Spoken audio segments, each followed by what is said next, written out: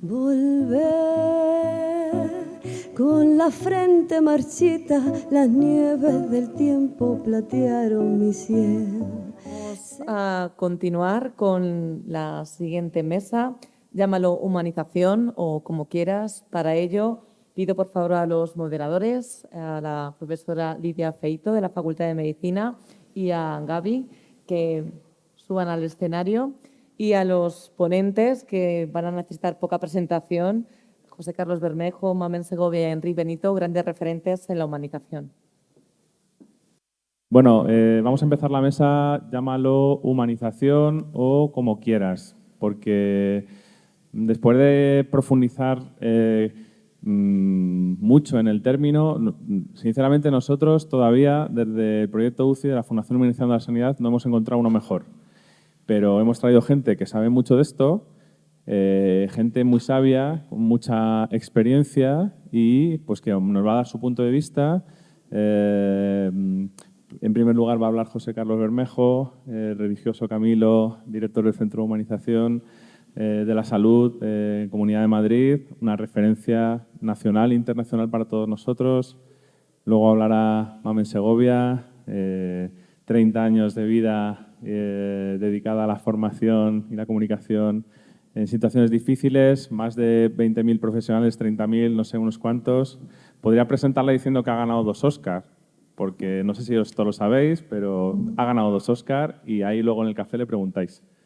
Y luego también, por último, hablará Enrique Benito. Me corto, ¿no? ¿O qué? No. Pensionista. Sí, porque iba a decir jubilado, pero jubilado no está. Porque estos 3 señores, ahí donde les veis, tienen más marcha que, vamos, están más tiempo fuera que dentro. Bueno, autónomo, gozoso y solidario. Y solidario. En una villa mediterránea de Palma de Mallorca. Así que, por favor, José Carlos, va al atril. Estos son de Power Body, no hay PowerPoint, hay la palabra, que es lo que creo que nos interesa a todos. 10 minutitos cada uno y empezamos a discutir un poco y lanzamos preguntas y luego Lidia Feito hará el cierre de la mesa. Muchas gracias.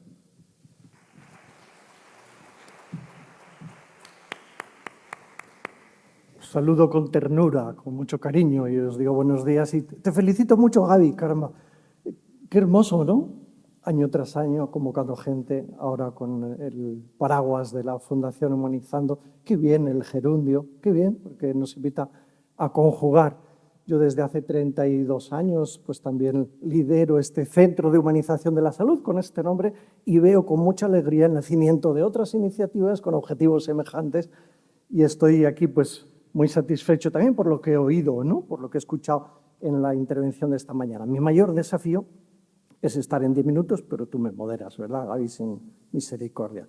Qué bien la palabra humanizar, digo yo. Si nos la cuestionamos, pues también, porque nos servirá para preguntarnos qué queremos decir o qué queríamos decir antes. Para mí se ha convertido en una especie de palabra polisémica.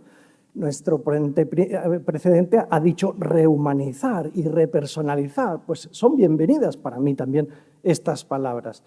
Ha dicho Eli, se trata de convertirnos en la mejor versión de nosotros mismos, no reducirnos a islas. Pues para mí son modos de definir la humanización de una manera genial, unas y otras. Lo que yo voy viendo a lo largo de estos años es que allí donde nos encontramos personas en torno a esta palabra, lo que más hacemos es compartir experiencias de buenas prácticas. Y esto es muy bienvenido. Y decíamos esta mañana Enrique y yo, pues si ya estamos en un lugar donde la humanización está encarnada, porque los que venimos aquí estamos firmemente convencidos con toda seguridad. Así es que es un gusto. Voy a presentar mis ideas hasta donde llegue, previsiblemente en 10 puntos. Por lo tanto, menos de un minuto para cada uno. 1. La palabra humanizar. Para mí está muy bien traída. Encargamos un estudio filológico hace poco a una persona con discapacidad, pero que fue alumna mío y que ahora es doctora en filología, hizo un trabajo precioso sobre el origen de la palabra humanizar, nos contó que viene de otra más vieja, humanar, quien realmente se puede humanar son los dioses, humanarse, salir de su condición, encarnarse, abajarse, adquirir esta condición nuestra, frágil, y creo que viene bien porque luego los diccionarios más modernos pues hablan de otras cosas, como ablandarse, desenojarse, hacerse benigno, generar familiaridad, que son cosas también bien interesantes, pero si vamos al origen, es muy bienvenida la expresión original, encarnarse, abajarse, hacerse carne con los demás. Javier Gafo, que habló mucho de esto cuando presidía la cátedra de bioética, él prefería hablar, o cuando escribía sobre humanización, él prefería hablar de personalización. Pues yo también le digo, pues qué bien, no se agota, a mi juicio, el significado de la palabra humanizar no se agota en la propuesta que hacía Javier de personalizar, tiene mucho más que ver. Otros dicen que hay que hablar de humanismo aplicado a la salud. Pues yo también digo que es muy bienvenido lo que aporta el humanismo, la centralidad de la persona, no solo el empoderamiento, sino la mirada del ser humano y no tecnocratizada en exceso, al otro, que es otro ser humano, el mundo del encuentro en la fragilidad y todo lo que supuso el humanismo en la historia de la filosofía, pues sería muy bien traído. Segundo punto, primero la palabra. Segundo, ¿cuál es el fundamento? ¿Por qué tenemos que hablar de esto? Bueno, los filósofos se empeñan en que hay que fundamentarlo, yo no sé muy bien, pero a mí me parece que hablar de dignidad intrínseca de todo ser humano creo que fundamenta muy bien la humanización. Ya no es un barniz, un salpicón de ideas buenistas, un conjunto, un manual de buenas prácticas en diferentes servicios en un país o en otro, sino que es el reclamo del respeto sagrado a la dignidad intrínseca del ser humano. No sé si hay más que hablar de dignidad o de vulnerabilidad, de fragilidad. Nos encontramos ahí donde si no nos ayudan, nos morimos. Nos lo recordaba el decano hablando de ese origen en el fondo de otra palabra, de la hominización, donde se muestra que uno puede sobrevivir porque otro le ha ayudado, le ha acompañado a la hora de comer, mientras no lo habría hecho solo después de que se le rompió el fémur, ¿verdad? Así es que la vulnerabilidad del ser humano para mí es un grito de ayuda. Oye, que sin ti hasta tengo miedo estando enfermo de que no me trates bien y me siento particularmente solo, nos lo decía la voz de los pacientes en la mesa de inauguración, ¿no? Tercer punto. Hablar de humanización significa tener una actitud contraria al desarrollo tecnológico. Bueno, este planteamiento de que lo que nos ha deshumanizado es el desarrollo tecnológico y por lo tanto tenemos que hablar de rehumanizar o lo que queramos, la palabra que queramos, yo creo que puede ser un gran riesgo, ¿no? El mito de Prometeo ya lo planteaba en la antigüedad. Prometeo robó a los dioses la semilla de la transformación de la naturaleza representada en el fuego.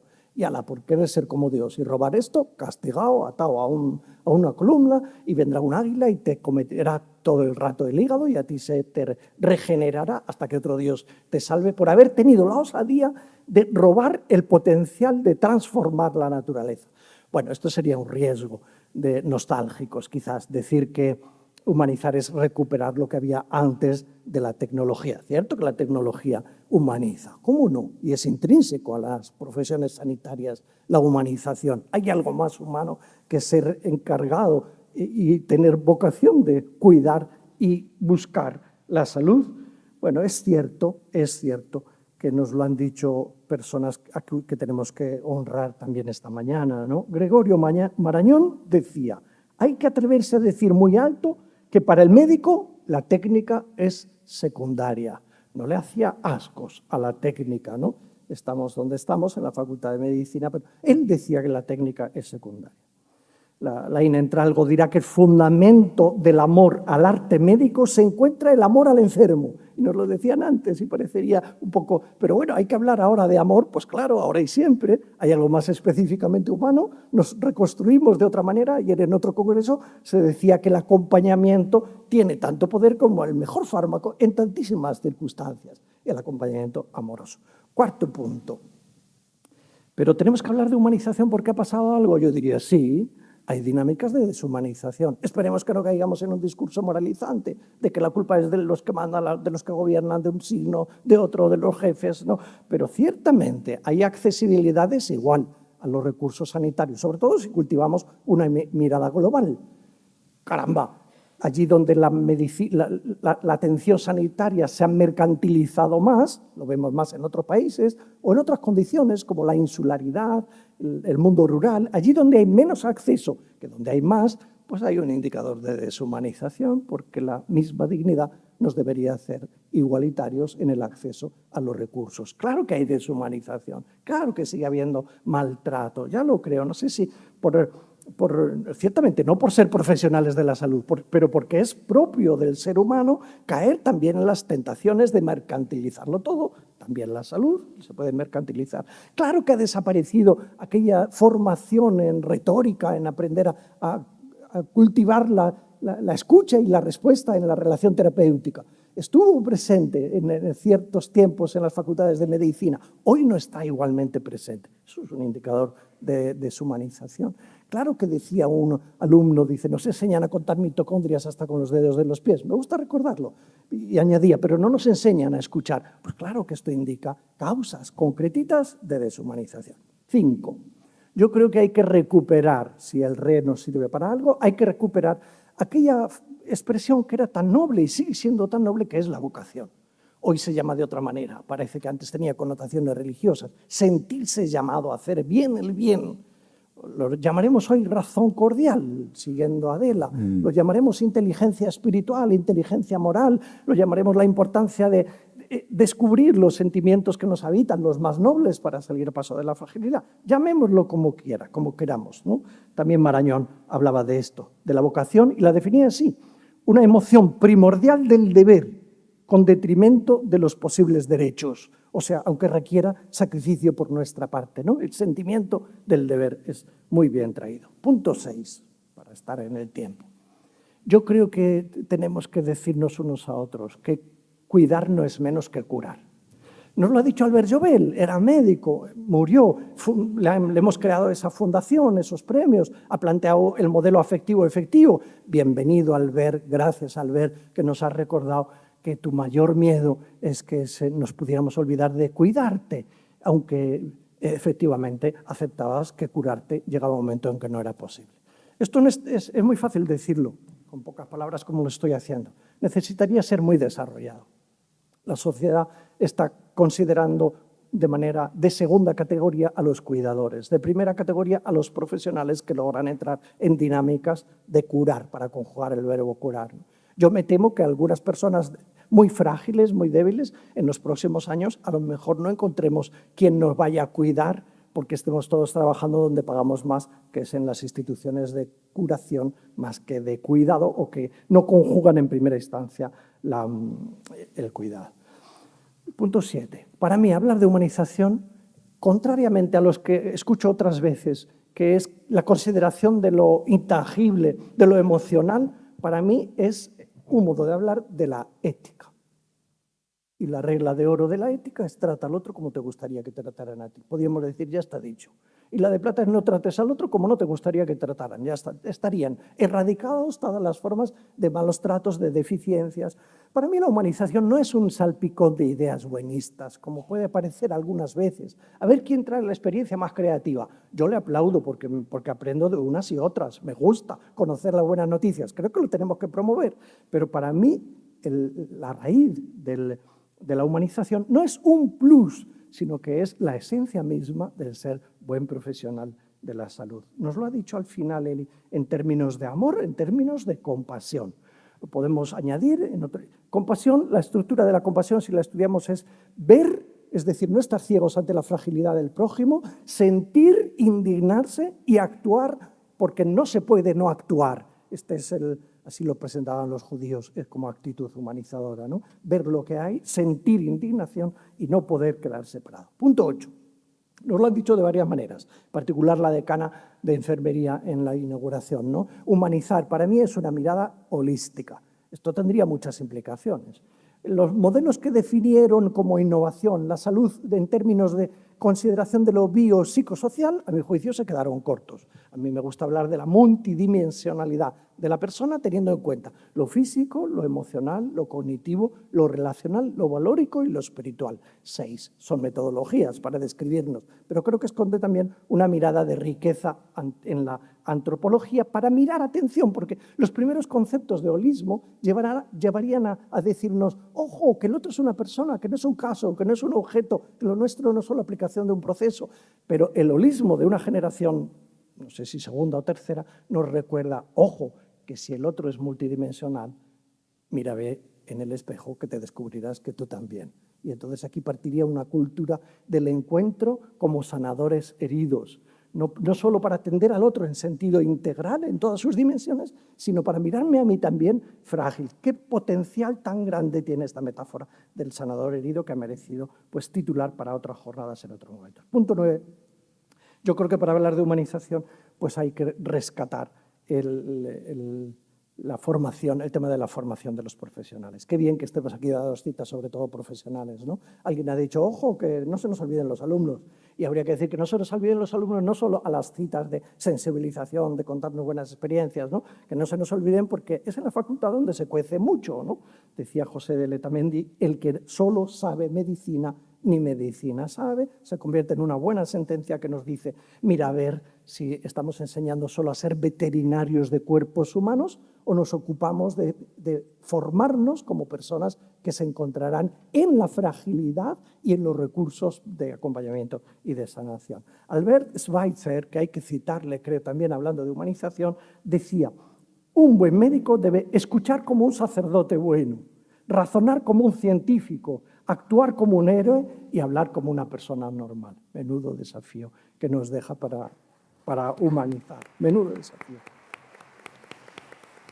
Gracias. Y el último punto quería decir, pero se lo dejo seguramente para Enric, y es que la mirada paliativa tiene mucho potencial de humanizarnos, mucho potencial. ¿Por qué? Porque nos hace hacer el ejercicio al que se refería antes Eli, que es el ejercicio de la humildad. Humus, de ahí viene la palabra, humanar, la misma raíz, humus, abajarse, y la paz con la muerte próxima, y el conjugar la familia y el paciente, el subrayar el trabajo interdisciplinario, no solo multidisciplinario y de grupo, son variables con un potencial humanizador impresionante. Muchas gracias por estar en esto.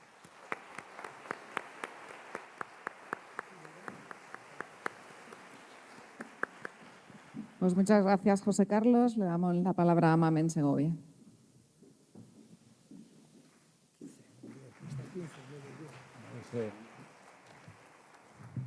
Yo soy más pequeñita y me lo bajo un poco más.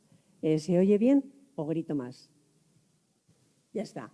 Bueno, no sé si darte las gracias, Gaby, porque me has plantado entre dos monstruos en el buen sentido a los que quiero y admiro, pero es un reto estar con ellos.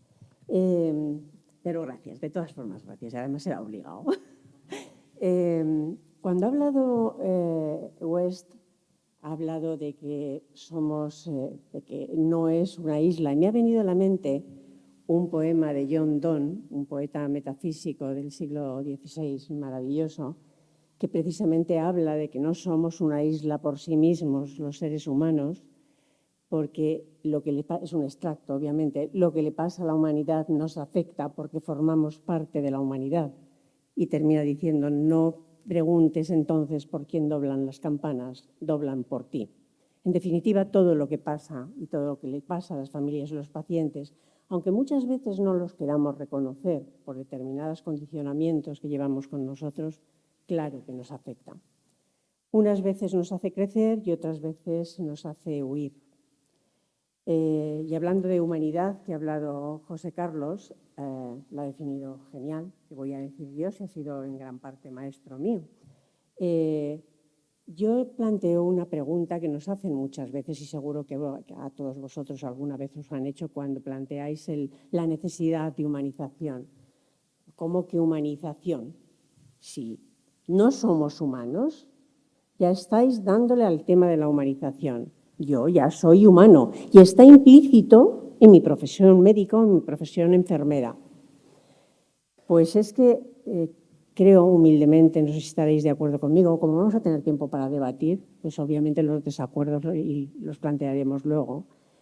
Creo humildemente que la mayor barrera para humanizar es pensar eso precisamente, pensar que porque soy humano ya estoy en capacidad de establecer una relación humanizada. Como digo, ya tendremos posibilidad de debatir. La verdad es que en las últimas décadas, dice Diego Gracia, oí decir una vez que en los últimos 25 años ha aumentado los avances tecnológicos en medicina han crecido de tal manera que mucho más que en los últimos 25 años, más que en los últimos 25 siglos. Y es verdad, si se dan cuenta, estamos hablando, pues ha puesto muchas fotografías de los grandes avances a nivel tecnológico y científico que hay, que tenemos en nuestras manos para ser capaces de prevenir enfermedades, de curarlas, cuidarlas, con mucha más tecnología y ayudarnos en los cuidados de una forma mucho más potente y sobre todo además en patologías que hasta hace nada estaban abocadas a una muerte segura, ¿no? Y es cierto que ha aumentado mucho los avances técnicos y yo no sé también si estáis de acuerdo, punto de reflexión, creo que todos esos avances tecnológicos tan importantes en nuestras manos y el conocimiento científico nos han hecho quizá difuminar el objetivo. Porque el objetivo es y sigue siendo la persona enferma. La persona enferma que está vulnerable y necesita precisamente por eso, más que nunca, tiene necesidad de que además de su situación física se tenga en cuenta sus necesidades emocionales, familiares, de valores. No voy a incidir más porque la conferencia de UES y José Carlos ha hablado también. Con lo cual quizá vamos a tratar de recuperar el foco en la persona, en no ser una patología, sino ser una persona que tiene la patología. Y desgraciadamente, bueno, tenemos una gran formación, salimos muy preparados a nivel científico, de conocimientos y técnicos, nos preocupamos a lo largo de nuestro ejercicio profesional de estar al día, de tener cada vez más formación, cuántas horas quitadas al sueño, muchas veces horas quitadas a la familia, para trabajar en estar al día, en todo ese conocimiento. Pero sigue existiendo esa separación histórica entre el conocimiento científico y las humanidades. Parece que si eres excelente a nivel científico y técnico, si planteas esa vena humanística que te centra en la persona, bajas, lo ha explicado muy bien José Carlos, bajas a un nivel que quizá no te corresponda con el conocimiento. Volvemos a esa humildad que planteabas y que planteaba West. Creemos que humanizar en salud pasa indefectiblemente también, entre otras muchas cosas, en humanizar la relación. Tener en cuenta que la relación va a ser importante porque relacionándonos con los pacientes y con las familias, somos como trasladamos lo que hacemos. A través de la relación les comunicamos las buenas noticias, que eso es fantástico porque se nos da muy bien, es una buena noticia y nos enaltece. Formamos parte de ella, ¿no? Se comunican las malas noticias y ahí entra el problema, porque sabemos que va a provocar determinadas reacciones que tendríamos que controlar. Se pautan los tratamientos, se llevan a cabo los cuidados. Todo esto se lleva a cabo, pero desgraciadamente no siempre es tan fácil. Y yo me voy a permitir contarles una anécdota que creo que la he contado una vez en público, pero a mí me marcó, sobre todo marcó a una colega mía de manera buena, a mí también, siendo una joven supervisora de un hospital, el Hospital Ramón y Cajal de Madrid, haciendo la guardia de supervisión. Por la noche entré en una de las unidades de cuidados intensivos y yo ya era un poco reconocida por mis colegas y a mí, a pesar de todo, amigos, que algunas de mis cosas les llamaban las manías de Mamen. Cariñosamente, debo decir, ¿eh? Y es verdad. Entré en una unidad de cuidados intensivos y me encontré en una cama a una persona, en aquel momento me pareció muy mayor y muy probablemente sería mucho más joven de lo que yo soy ahora, en posición fetal, desnuda, sobre la cama y una sábana que tenía restos también biológicos. Empecé a mirar alrededor de la unidad de cuidados intensivos, estaba muy ocupada, era una noche con mucha ocupación en la unidad de cuidados intensivos, todo el mundo estaba trabajando. Debo recordarles que serían los años 80, finales de los 80, las unidades, mediados de los 80. Las unidades de cuidados intensivos no estaban tan compartimentalizados los boxes como es ahora, había todavía menos intimidad de la que reclamamos. Empecé a mirar y de pronto vi a una colega muy buena profesional, por cierto, que venía con la ropa, cargada con ropa. Yo le hice un gesto como diciendo, ¿y esto?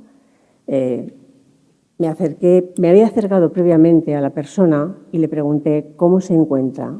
Y con un hilo de voz me dijo, avergonzada.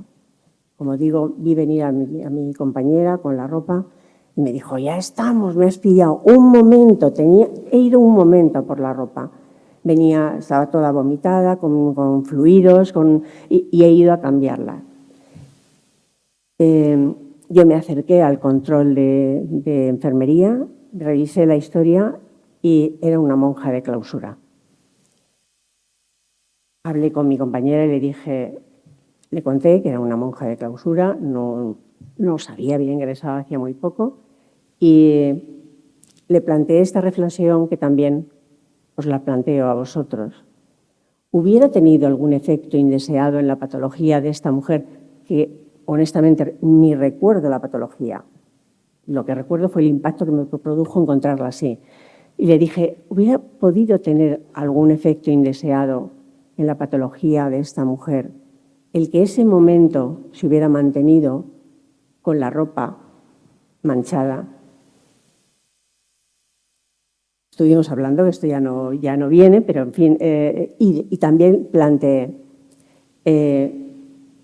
nos hemos planteado el significado que ha podido tener para ella el mantenerse en estas circunstancias durante ese momento.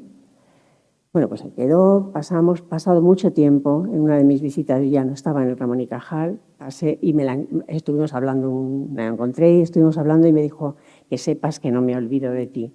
Me ha mantenido siempre el recuerdo. Para mí se mantiene esa imagen en mi recuerdo y me alegro de que a esta persona excelente profesional eso la ayudara a tener en cuenta, a partir de ese momento, el significado del cuidado, de tener en cuenta la dignidad, de tener en cuenta a la persona más allá de la patología. Generalmente relacionamos la buena o mala praxis con el conocimiento científico, ¿verdad? Sin darnos cuenta que también en las relaciones interpersonales, cómo lo hagamos y de qué manera lo hagamos, hay buena o mala praxis. Tiene efectos una mala praxis en la relación, en no tener en cuenta a la persona, aumenta la vulnerabilidad, aumenta el miedo, aumenta la desconfianza, desde luego para nosotros muy malo porque no nos permite vincular, se desconfía, y desde luego en la dignidad de las personas. De hecho, si pudiéramos preguntarle a esa persona cómo era la profesional que la atendía, es muy probable que su respuesta no estuviera en relación con el nivel de conocimientos de esta compañera, que yo les puedo asegurar que era maravillosa a nivel científico y técnico. Y desde luego sí que nos diera la respuesta en función de cómo ella se sintió tratada en ese momento. Cuando los pacientes y las familias se ponen en nuestras manos y vienen al hospital, no olvidar que hospital viene de la raíz latina hospedare, que significa acoger. Vienen con una mochila importante, nos encontramos personas de dos tipos, el paciente y la familia, con su mochila, su historia de vida que aquí se ha hablado y que no vamos a conocer probablemente, desconocemos, por lo que nos importa ese aquí y ahora y qué es lo que preocupa en ese momento, y los profesionales que también cargamos con nuestra mochila. Que coincidimos en una emoción. Los pacientes y las familias tienen miedo al futuro, miedo a qué pasará, miedo a los cuidados, a qué va a ser de su vida a partir de ese momento. Todo esto conlleva un complejo estado emocional que tendremos que saber manejar o que tendríamos que saber manejar. Vienen con miedo. Los profesionales también tenemos miedo. La mayoría de las veces en mi historia formando a profesionales, sobre todo en unidades de críticos, una de las mayores problemas que tenemos los profesionales es precisamente la interacción en situaciones emocionales complejas, porque no tenemos formación. Tenemos una excelente formación a nivel científico-técnico y una escasa o nula en las habilidades relacionales, que yo me pongo así un poco, como decía Martirio, mala de acostarme, cuando oigo lo de las enfermedades, cuando oigo lo de las habilidades duras, blandas. Pues habilidades, por lo tanto, necesitamos formación para ser eficaces a ese nivel. Y ya termino, iba a terminar ya, Gaby, me estaba cortando, termino con una reflexión de una persona maravillosa, una actriz, poeta norteamericana que murió hace unos años, que tuvo una vida durísima de maltrato, que decía: he sabido que con el tiempo las personas habrán olvidado lo que les has dicho. Tardarán algo más en olvidar lo que les has hecho, pero nunca van a olvidar cómo les has hecho sentir. Yo les dejo ahí. ¿Cómo queremos permanecer en las memorias de nuestros pacientes y nuestras familias? ¿Cómo les hacemos sentir? Muchas gracias.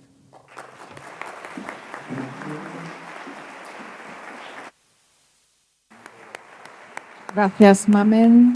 Le damos paso a Enric Benito. Bueno, voy a intentar acordarme el tiempo porque sé que vamos mal, ¿verdad? Gracias por invitarme, gracias a ustedes por estar aquí. Y bueno, como siempre, uno se plantea qué hace un chico como tú en un sitio como este, porque yo... bueno, la verdad es que los de paliativos, siento deciros, tenemos alguna ventaja. Como no curamos a nadie, hemos tenido que salir del armario de la medicina científica que triunfa con el bypass coronario, el trasplante de médula ósea, esas cosas, esas sofisticaciones maravillosas que hacen los médicos de verdad, y nosotros, como no curamos a nadie, pues no nos queda más que el cuerpo a cuerpo y ver qué hay ahí y qué se puede hacer con eso. Entonces, yo quisiera decir que nos planteamos por qué humanizar el entorno sanitario. Yo diría que básicamente porque, y lo han dicho los demás, de manera cada uno hemos ido integrando, y hablar el último tiene la ventaja de poder integrar un poco, el modelo en el que trabajamos es limitado, insuficiente, incapaz y fuente de sufrimiento.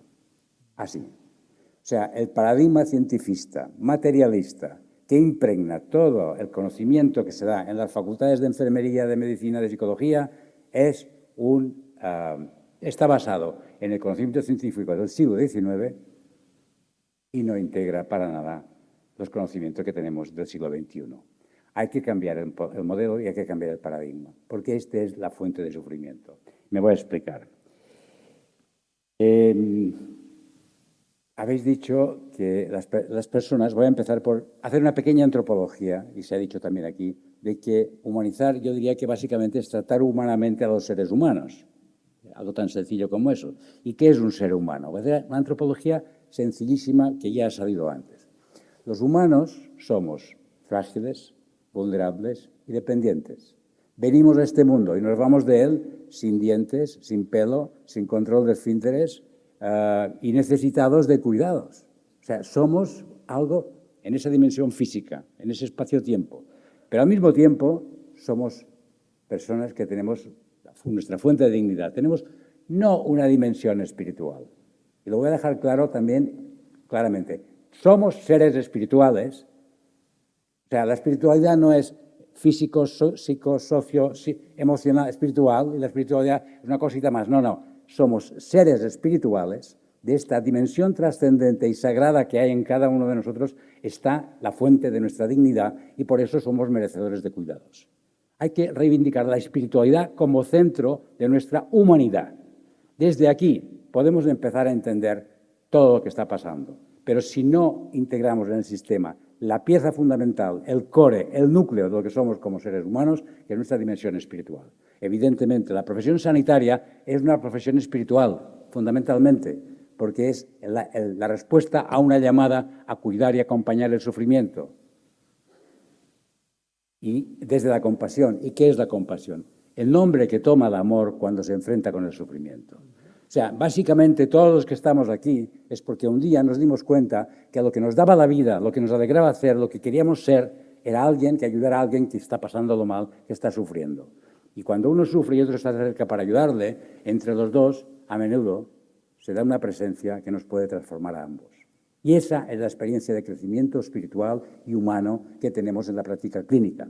¿Qué pasa? Que esto al principio debía ser muy sencillo porque en tiempos de Heráclito, tal, pues más o menos un poco de fango, 4 hierbas y un poco de calor y buenos alimentos y un poco de descanso y tal, y ya estaba. Luego esto se ha ido complicando y hemos creado una estructura mega enorme donde está fundamentalmente el gerente, el político, el gerente, después el jefe de servicio. Y fíjese, no sé por qué lo llaman servicio, porque son estructuras, son reinos taifa, no son estructuras de servicio, son estructuras de poder. Pero anyway, entonces al final está adjunto el residente, la enfermera, o sea, y lo que aguanta el sistema, estamos aquí. Bien, entonces eso es un constructo que está basado en el núcleo esencial de la relación de ayuda, que es alguien que sufre y otro que se acerca para ayudarle, y la forma de conectar para hacer eso.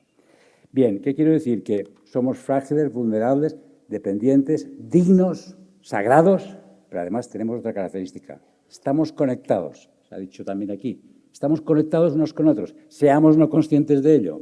El que se aísla, el que se autocentra en sí mismo, pierde, se olvida de quién es. Estamos conectados y en esa conexión la relación de ayuda, la relación de acompañamiento es fundamental, porque eso es lo que nos hace más humanos. Y todos sabéis cómo crecemos y aprendemos precisamente en ese espacio de ayuda y de acompañamiento, ¿no? Eso es lo que nos humaniza. Entonces, el paradigma científico es obsoleto, es limitado y es fuente de sufrimiento. Porque si yo solamente, voy a hacer una metáfora, imagínate que tengo que hacer música, pero solamente tengo unas radicatas y un martillo, me cuesta mucho. O sea, si yo tengo una tecnología para trabajar con el cuerpo, porque veo al enfermo como un cuerpo que está estropeado, que es un mecanismo que hay que arreglar, y veo el hígado, el corazón, el pulmón, la saturación de oxígeno, el potasio, la creatinina, todas estas cosas, está muy bien, pero eso es ofensivo para un ser humano ver solamente eso de esta persona, cuando realmente tiene su mundo interior, su dignidad, sus relaciones, sus amigos, su biografía, su historia. Entonces, no es para culpabilizar a nadie, simplemente es reconocer que el modelo es limitante y hay que ya dar un salto. Porque la ciencia, fíjense lo interesante de la palabra, la ciencia no se puede hacer sin conciencia.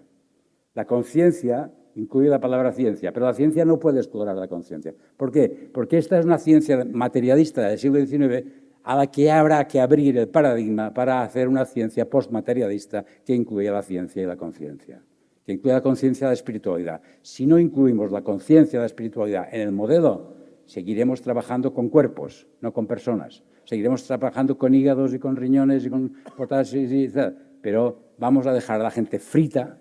Fíjense qué interesante, ¿no?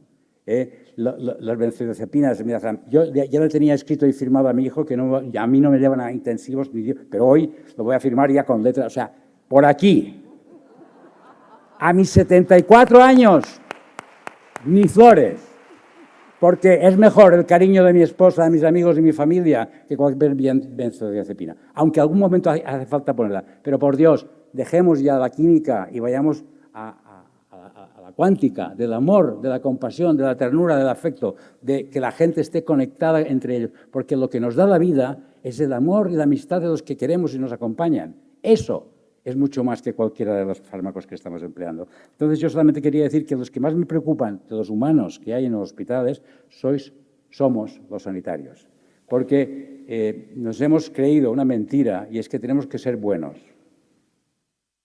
Nos han engañado. Tenemos que ser felices.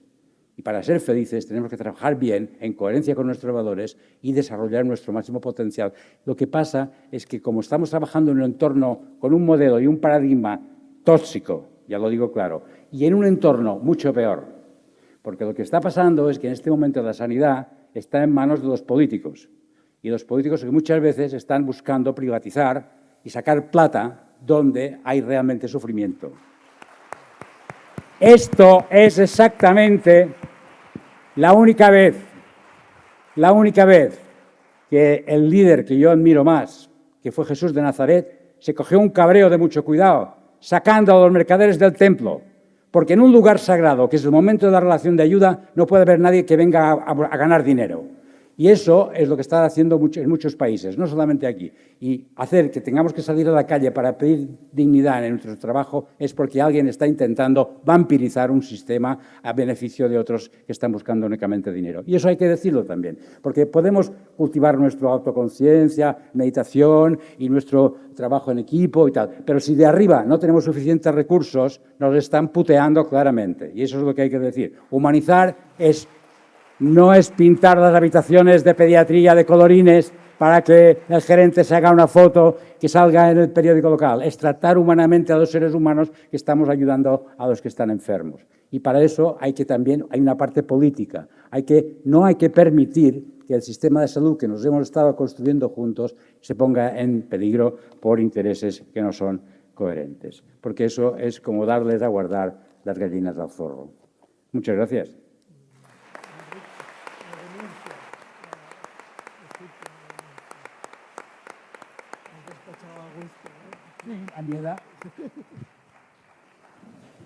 Bueno, se habrá ahora un turno de preguntas de 15 minutos. Allí, Daira, en el medio de la...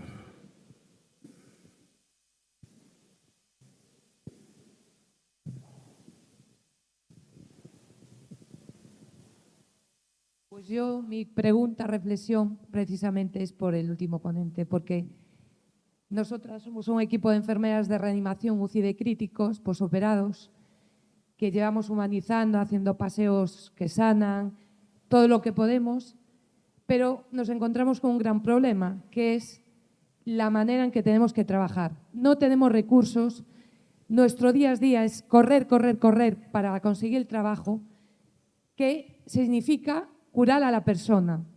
Pero esa parte de humanizar es que la hacemos, no sé, de una manera totalmente equivocada, porque es que no podemos parar.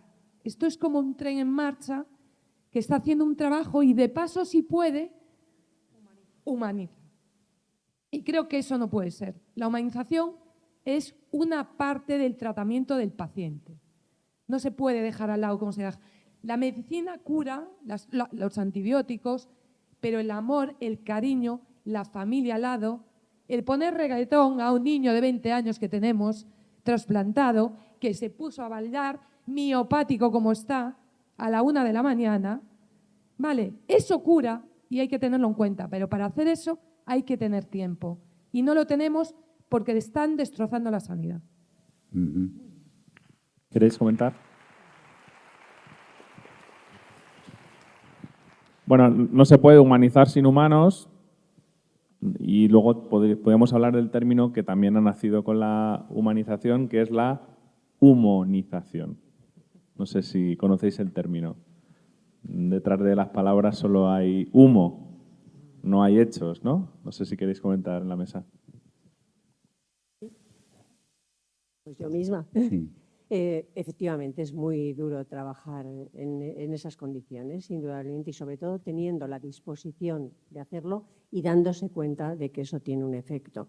Y por eso viene muy bien lo que ha dicho Enrique. Obviamente tiene que concienciarse también a determinados estamentos de hospitalarios. En muchos sitios sabéis que hay proyectos de humanización en muchas comunidades, pero que se quedan en humo.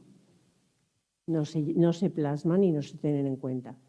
Ahí a mí lo único que se me ocurre, dado que no está en nuestra mano, podemos potenciar y efectivamente se está saliendo a la calle, pero hay algo que nosotros pues, sí que podemos hacer siempre y que probablemente eso no nos lleve más tiempo. No sé si estáis, yo os lo planteo, a ver, yo le llamo, cuando estamos muy malitos a nivel físico, obviamente nos llevan, pues, por ejemplo, a la UCI, una unidad de cuidados intensivos donde está toda la tecnología. Hay otra unidad donde se pueden aliviar y donde podemos mostrar esa humanización sin necesidad en un espacio físico, que yo le llamo la REA del alma. El respeto, la empatía y la autenticidad que la puedo desempeñar yo en la relación. Sé que no es mucho en todo ese contexto que tú planteabas, pero por lo menos a mí probablemente me deje mejor. Esa REA donde se puede tratar las heridas que no se ven lo que sienten las personas y cómo se sienten.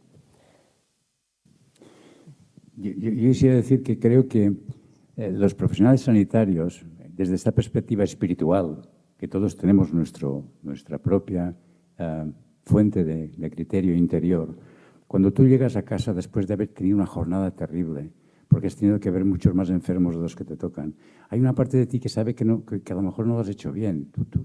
El quemamiento está fundamentalmente basado en la falta de recursos, porque nuestra tecnología son las personas y el tiempo. Y no podemos permitir que el gerente o los economistas, los que hacen evaluaciones de cuánto tiempo necesitas para una visita, o sea, nos han quitado nuestra autonomía. Los profesionales sanitarios, yo soy de una generación donde afortunadamente vivíamos, donde podíamos disponer de nuestro tiempo que necesitábamos para ver a un paciente. Hoy en día esto se ha acabado. Somos como máquinas de producir y entonces eso es de una presión brutal que está cargando la propia espiritualidad del profesional. O sea, el quemamiento, el burnout, el sufrimiento existencial de los profesionales por el que estamos sometidos en un sistema que es perverso, que nos tortura, porque nos exige un nivel de exigencia brutal sin recursos. ¿Por qué? Para ahorrarse dinero. ¿Para invertirlo dónde? Pues vete a saber. Pero es que esto es realmente, yo sé que esto no es un espacio político para hacer eso, pero humanizar no es solamente enseñar a meditar y hacer mindfulness y autocompasión. Es también decir, oiga, vamos a elaborar un documento internacional donde los sanitarios tenemos que reclamar y tenemos necesidad de ese espacio interno para poder trabajar bien.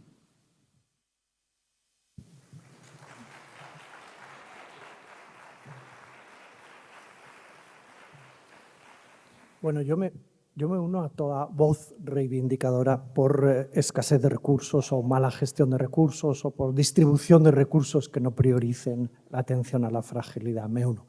En todo caso, me permito añadir, porque entiendo que esto es algo muy complejo, me permito añadir que al movimiento de humanización, si merece este nombre, le vendría bien también cultivar una mirada global. ¿Qué nos pasa a ti, a mí, a ti, cuando salimos de nuestras fronteras y hablamos de humanización, ¿no? Y que nos pueden echar a la cara también aquellos a los que no les llega ni la luz para iluminar o ni el agua para higienizar allí donde están internados. Creo que reivindicar la justicia y la mirada global nos vendría muy bien para conjugar con un pelín más de autoridad, diría yo, el verbo humanizar. En todo caso, creo que la experiencia de desajuste entre deseos, expectativas y lo que hay nos seguirá acompañando siempre, que es el hecho de que los recursos serán siempre limitados. Y probablemente cuando nos toca gestionarlos o somos nosotros parte de ellos, nos parecerán que además de limitados son escasos, nos acompañarán siempre. Entre expectativas y necesidades y recursos tendremos siempre una cierta tensión. No para acomodarnos, sino para seguir denunciando, porque la lamentación forma parte del dinamismo de la esperanza, pero con ojo de águila. ¿Más preguntas en la sala?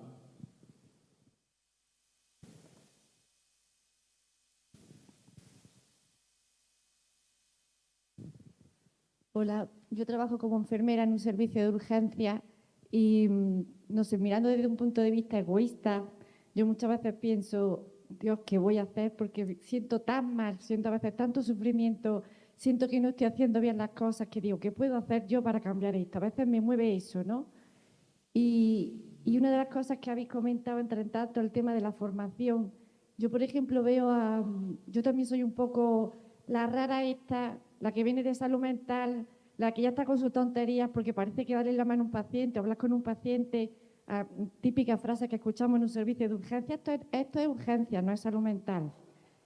Y noto muchas veces que las nuevas enfermeras que vienen en nuestro hospital, es un hospital donde tenemos enfermeros en formación, y todos estos enfermeros jóvenes que vienen, yo me quedo impresionada, y le comentamos a las compañeras, todos vienen como aquí el mejor enfermero, el que pone un 18, el abocado más grueso, el que coge la vía primero. Cuando viene un paciente en crítico están todos los estudiantes, como hay un crítico.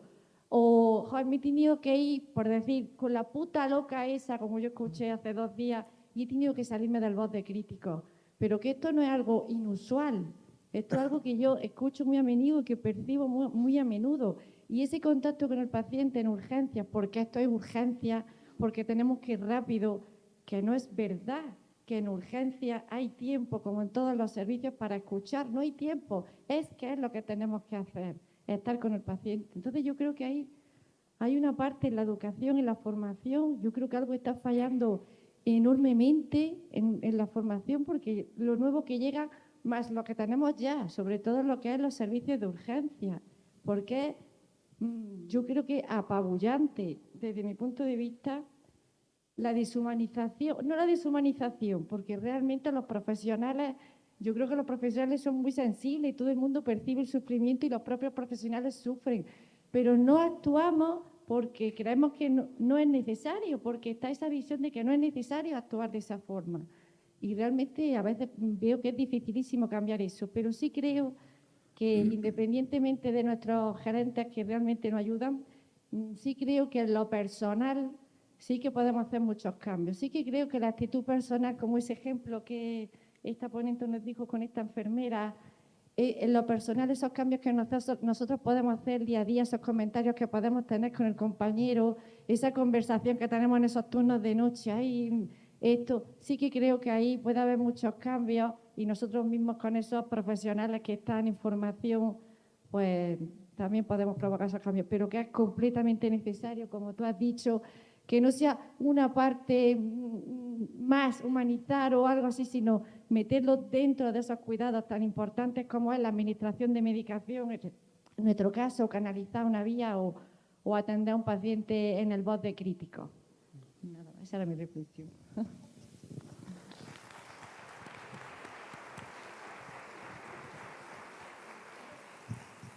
La verdad es que lo que has comentado es más común, efectivamente, de lo que podría parecer.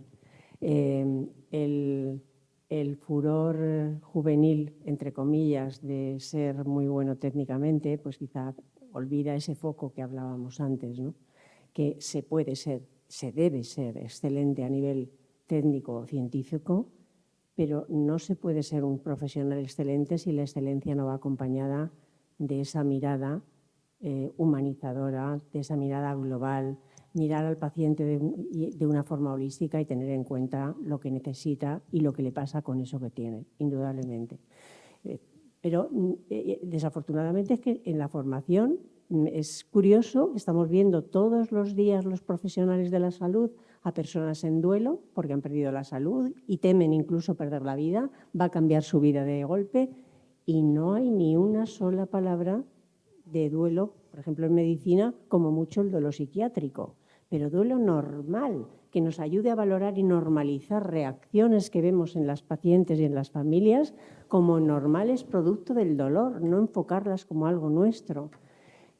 Pues sí, nos falta esa formación, por eso yo insisto siempre mucho que el profesional excelente es excelente a nivel científico y técnico y es excelente en habilidades relacionales, en counseling, en relación de ayuda, en compasión, en escucha activa, en comunicación terapéutica. Sí, pero ves, los estudiantes vienen formados con el modelo que les imponemos.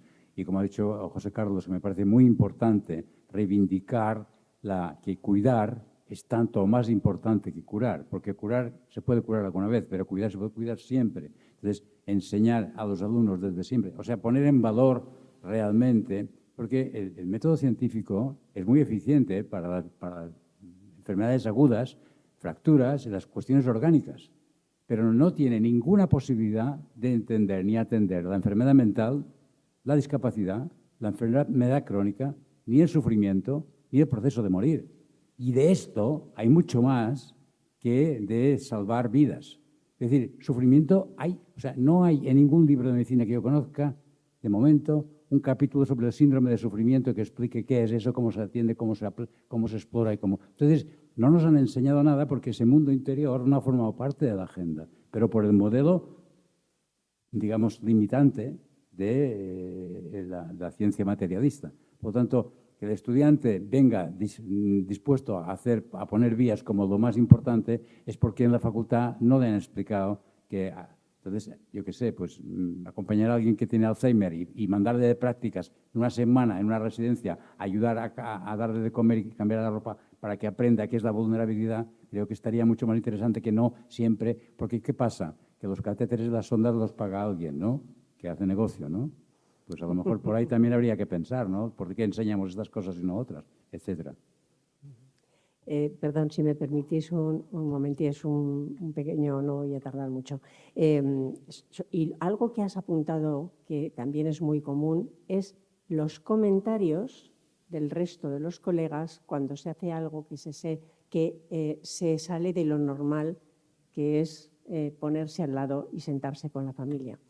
Una pequeña anécdota, dando un curso cuando yo trabajaba en la Organización Nacional de Trasplantes de Comunicación en Situaciones Críticas, lo recuerdo como si lo estuviera viendo ahora en una U, y enfrente había un adjunto de intensivos, un adjunto joven, que inicialmente su posición era esta era la mesa, piernas cruzadas, y me miraba como de lado, como diciendo, a ver qué me va a contar.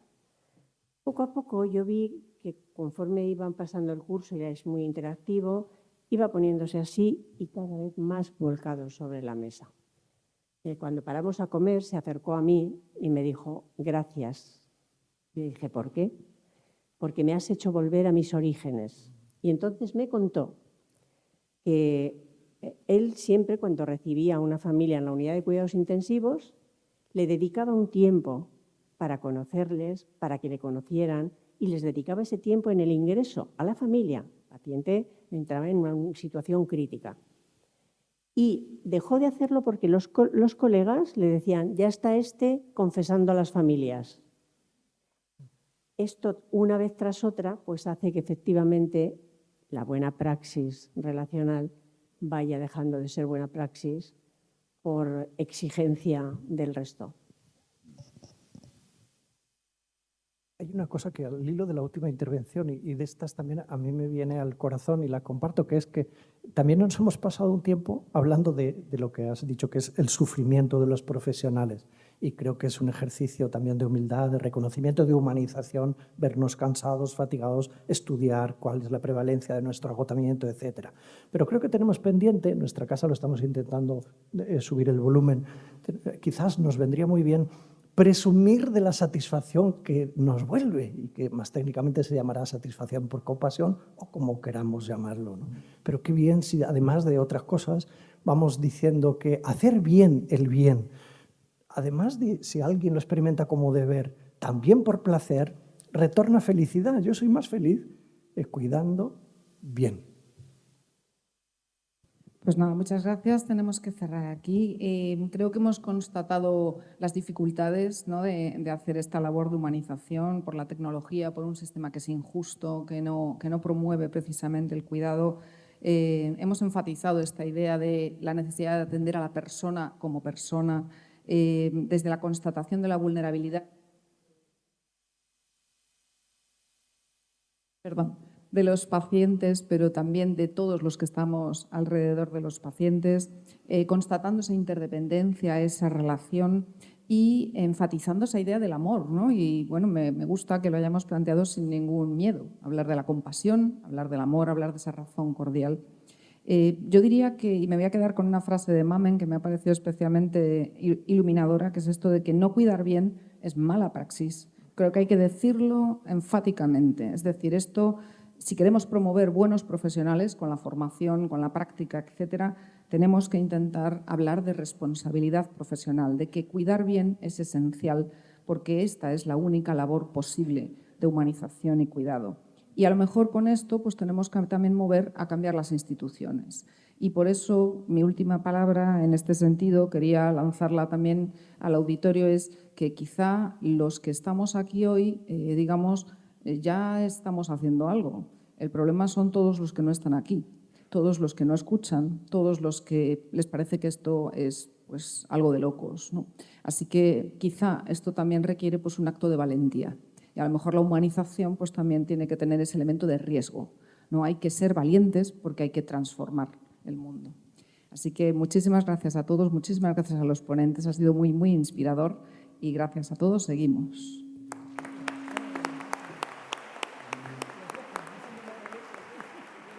Muchísimas gracias. Hacemos tiempo para ese descanso que, como os ha comentado Gaby, está en la primera planta. Podéis bajar por el ascensor o por las escaleras, hacemos un poco de ejercicio. Y también os recomendamos que podéis visitar los pósters. Los tenemos colocados a ambos lados del pasillo, justo cerca, justo pegado a donde es el desayuno. Volvemos a las 12:15 y recordar también el hashtag del Congreso. Importante, nos recuerdan desde la universidad que tenemos pues, gente que es aficionada a lo ajeno. Por tanto, recomendamos que aquellos aspectos que sean de valor los llevéis con vosotros, puesto que el salón de actos no se va a cerrar. Gracias.